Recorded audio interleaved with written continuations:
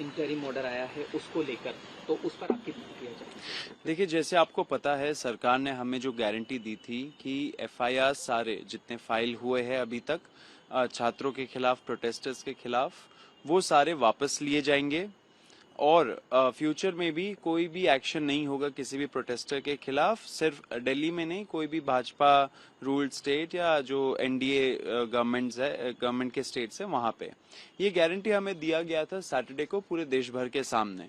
अब उसमें डेडलाइन था आज का, ट्यूसडे का, तो अभी भी थोड़ा कुछ घंटे बचे हैं ये डेडलाइन का एक्सपायरी तक का।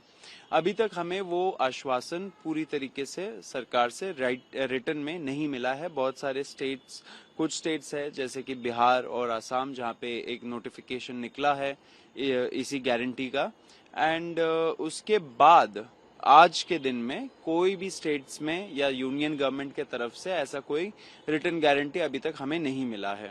आज शाम को सरकार के जो रिप्रेजेंटेटिव्स हैं उनसे मैं मिलने भी गया था, उनका इनविटेशन आया था।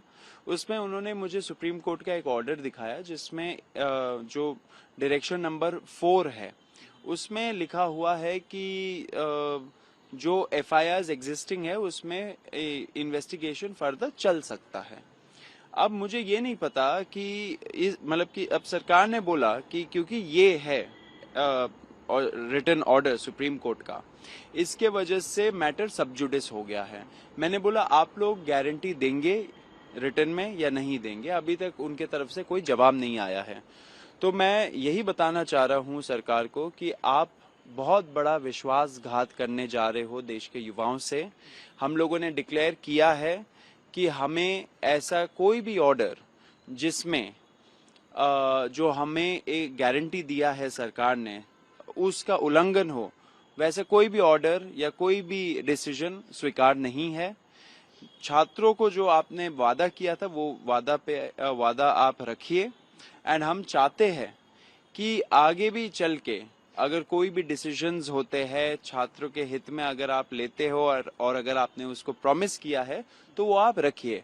अगर आप नहीं रखते हो तो हम बता देना चाह रहे हैं कि हम लोग फिर से एक बहुत बड़ा प्रोटेस्ट का ऐलान करेंगे। दिल्ली में होगा, दूसरे स्टेट्स में भी होगा, एक तरीके से पूरा नेशन वाइड हम लोग फिर से प्रोटेस्ट करेंगे क्योंकि जो छात्रों का हित है उस पे हम लोग काम करते रहेंगे। एंड जो जितने भी प्रोटेस्टर्स हैं जिनको टारगेट किया जा रहा है या फ्यूचर में जाके उनको टारगेट किया जाएगा, उनको हम लोग बचाएंगे, उनको हम लोग अकेला नहीं छोड़ेंगे। तो सरकार को मैं बता देना चाह रहा हूं कि आप ऐसा विश्वासघात मत करिए किसी भी युवा के साथ।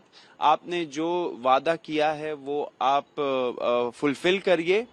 अगर आप नहीं करते हो तो फिर से छात्र एक बार रास्तों पे उतरेगा। क्योंकि मेरी जो आपसे बात भी हुई थी, आपने कहा था कि मंगलवार वो दिन है जब आप एक्सपेक्ट भी कर रहे हैं और ये शायद एक डेडलाइन थी कि आज तक शायद जवाब आना था जी। तो अभी हम ये समझे कि अभी जैसा कि आप कह ही रहे हैं कि अभी उधर से कुछ ऑफिशियली कुछ नहीं आया है। और एक सवाल अब क्योंकि मेरे मन में अब जहन में है, ये सभी पूछेंगे कि आपने कहा कि दोबारा प्रोटेस्ट की तरफ जाएंगे, तो क्या उसकी कोई रूपरेखा तैयार हो रही है? क्या उसको लेकर कुछ? देखिए, बिल्कुल होगी। रूपरेखा तैयार होगी या नहीं होगी वो सरकार के हाथों में है। अगर सरकार हमारी जो अश्योरेंसेज है वो फुलफिल नहीं करती तो हम लोग रूपरेखा भी बनाएंगे एंड रोड पे भी आएंगे। मैं ये भी बहुत क्लियर कर देना चाहता हूं कि जो सुप्रीम कोर्ट का ऑर्डर है उसमें कहीं ये नहीं लिखा है कि सरकार एफआईआर को विड्रॉ नहीं कर सकती। ऐसा कुछ भी नहीं लिखा है ऑर्डर में। सरकार इस ऑर्डर का झांसा देते हुए उसको वेपनाइज ना करे। सुप्रीम कोर्ट को पॉलिटिसाइज मत करिए, सुप्रीम कोर्ट के ऑर्डर्स को वेपनाइज मत करिए, क्योंकि ये बहुत बड़ी गद्दारी होगी युवाओं के साथ। तो आपसे यही, सरकार से यही रिक्वेस्ट है कि अभी कुछ घंटे बचे हैं, हमारे जो डिमांड्स है उस पर अपने अश्योरेंसेस दिया है उस पर आप कायम रहे। कोई डेडलाइन आप देना चाहेंगे कि इसके बाद, क्योंकि कुछ घंटे बचे? और साथ साथ मेरा सवाल फिर भी वही है जो शायद सब पूछेंगे कि क्योंकि ये मामला सब जुडिस हो गया तो जाहिर है आपकी तरफ से कोई लीगल तरीके से भी इसमें कोई जवाब दे जाने की तैयारी होगी।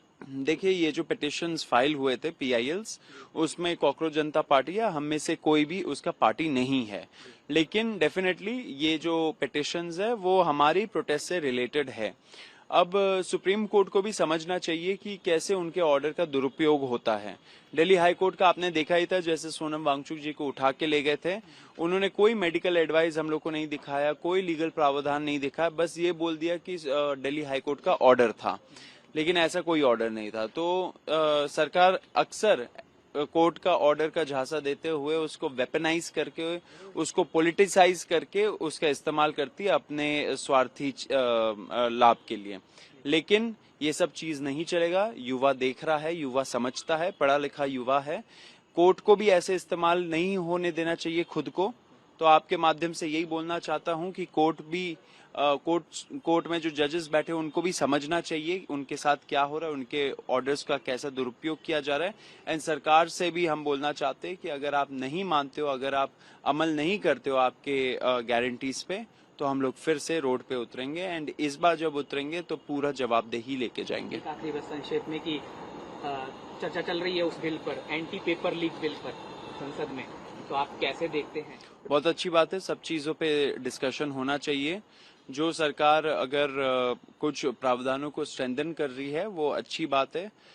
मैं ये भी चाहता हूं कि जो पुलिस ब्रुटैलिटी हुआ 20 जुलाई को, उस पे भी चर्चा होनी चाहिए, उस पे भी जवाबदेही फिक्स होनी चाहिए।